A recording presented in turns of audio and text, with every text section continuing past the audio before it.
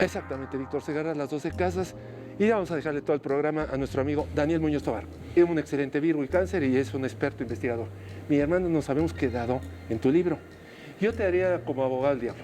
Si yo no creyera en este, digo, cuna, tumba, aquí, allá, ¿por qué la iglesia? ¿Por qué hay vida después de la vida? ¿Qué registros, qué comprobación existe para demostrar lo que tú expones en el libro? Voy a mostrarlo ante la cámara y estamos con Daniel Muñoz. Mi libro, La muerte, un camino a la vida, es una invitación a entender la premisa con la cual lo escribí. La premisa es, la muerte no existe. Dale. Y si no existe, entonces, ¿qué es lo que ocurre realmente con la vida después de la muerte? Tengo la oportunidad aquí de, gracias sí a través una vez más de todos estos viajes que me ha tocado hacer, de conocer muchas culturas, Víctor. Yo sí soy una persona que dice que de verdad todos los seres humanos deberíamos tener derecho, Víctor, a hacer por lo menos un viaje a lo que es el extranjero. Mínimo, y si es posible, a un lugar en el que no hablen tu idioma. ¿Por qué? Porque de verdad que los viajes ilustran.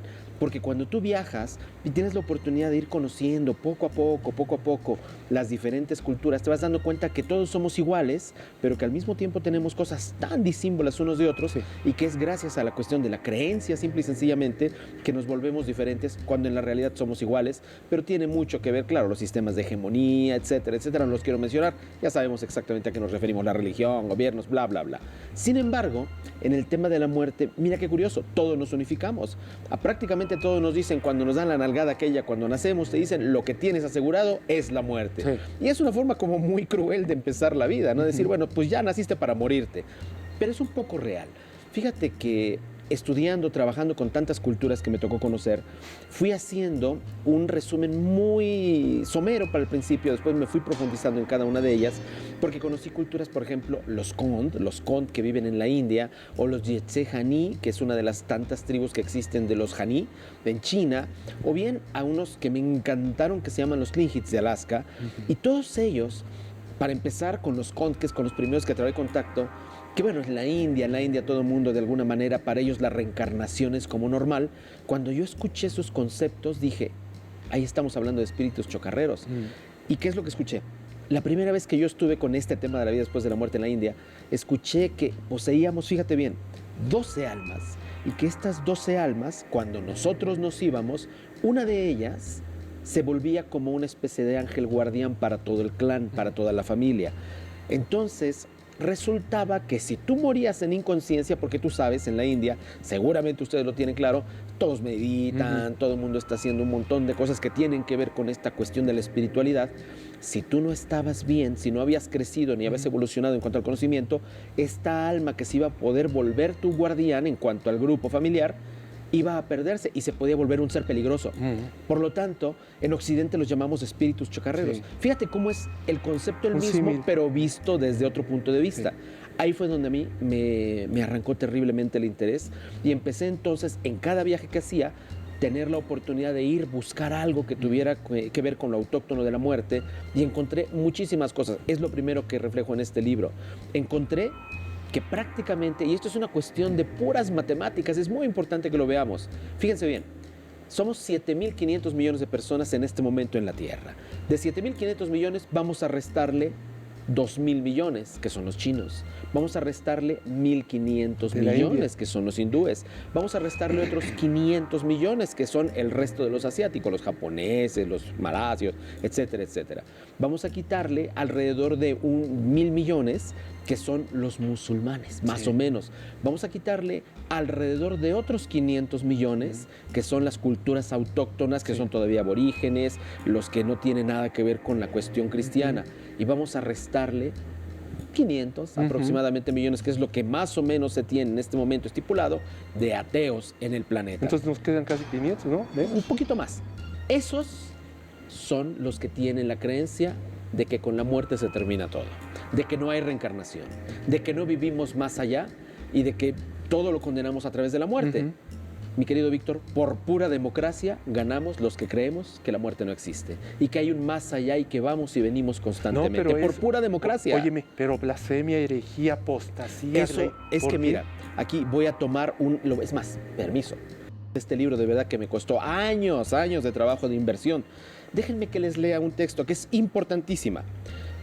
En el concilio ecuménico de Constantinopla, año 543, es el segundo concilio ecuménico. Pues bien, en ese entonces fue abolida la reencarnación por Justiniano y encarceló al Papa de entonces, Clemente I, para evitar que éste se opusiera, y solamente los obispos que estuvieron ahí firmaron esta bula, que era entonces como un edicto, que era lo que se usaba para decir de qué se trataba, y entonces de esa forma desapareció la reencarnación. ¿Por qué Ahora lo hicieron? hasta hay tratados científicos que dicen que la reencarnación no existe. Pero si nos vamos a ese año y vemos los documentos, hermano, me queda clarísimo que estábamos trabajando, formando y conformando la nueva religión cristiana. Sí. Fíjense qué interesante y qué incongruente hasta cierto punto.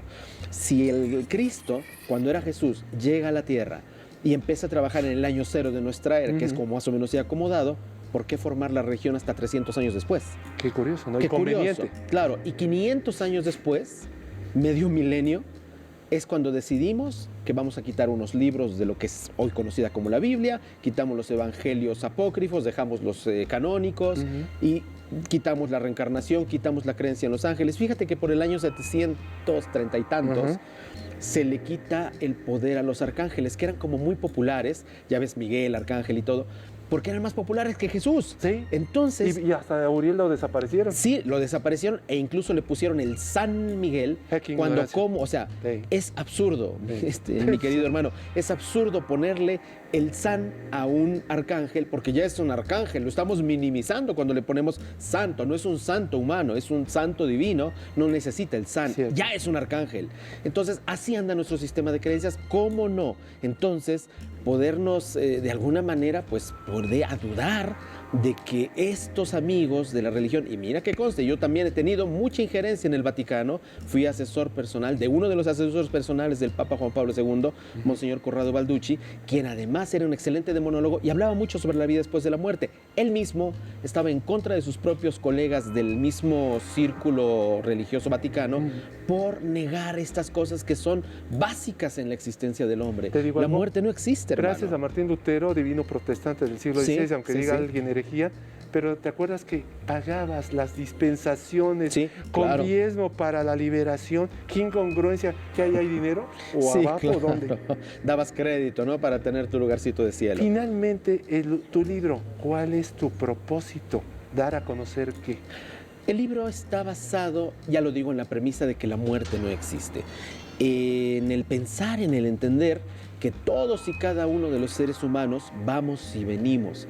La vida es una constante del cosmos en todas las especies. Y este ir y venir no solamente ocurre una vez, ocurre siempre.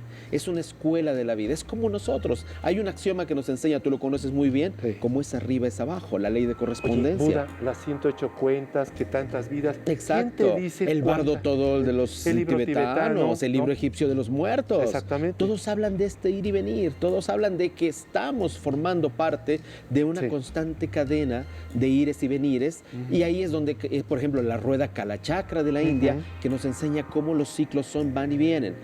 Entonces, ¿por qué ufanarnos en decir que se vive solo una vez? ¿Por qué ufanarnos en decir que todo termina con la muerte? Fíjate cómo cambia la cuestión de la cultura y de la forma de vivir de las personas. En la mayoría de los países occidentales donde el cristianismo, y que conste, yo soy cristiano, soy católico, no tengo ningún problema con esa religión, pero sí me sorprende que sean sobre todo los católicos, sobre todo los cristianos, quienes tengan problemas existenciales en cuanto al ya se me acabó el tiempo, ya no tuve nada que hacer para la vida, y mueren en tragedia, mientras que los orientales no. Fíjate qué interesante. ¿Y por qué razón? Porque tienen una conciencia diferente de la vida después de la muerte, porque saben que no termina todo aquí, sino que simple y sencillamente es un ciclo que termina, y la muerte es exactamente ese punto en el cual se cambia, la transición. Oye, yo te voy a decir algo. Si aquí muchos no creen, la única comprobación es la hipnosis regresiva o progresiva. No estoy de acuerdo. La única no. Es una de las opciones. Pero ¿qué tal las personas que van y vienen? ¿Qué tal en los hospitales que están llenos de historias de personas que murieron clínicamente durante algunos segundos, algunos minutos, o las personas que viven en coma y que regresan y te cuentan historias de la luz detrás del túnel o al fondo del túnel, de haber encontrado a la Virgen María o a Jesús o a Buda, al santo en devoción? Esa es la congruencia. No se pierdan Víctor Segarra 12 Casas. Daniel Muñoz, y vamos exactamente a hablar con él de cómo es la continuación del libro, por qué creer con él, el desarrollo, comprobaciones, cómo científica y el método científico, qué nos puede orillar a pensar, descreer o conocer. Bueno, ya en segundos me despido, Víctor Segarra, 12 Casas, y en segundos continuamos. Corte, adelante.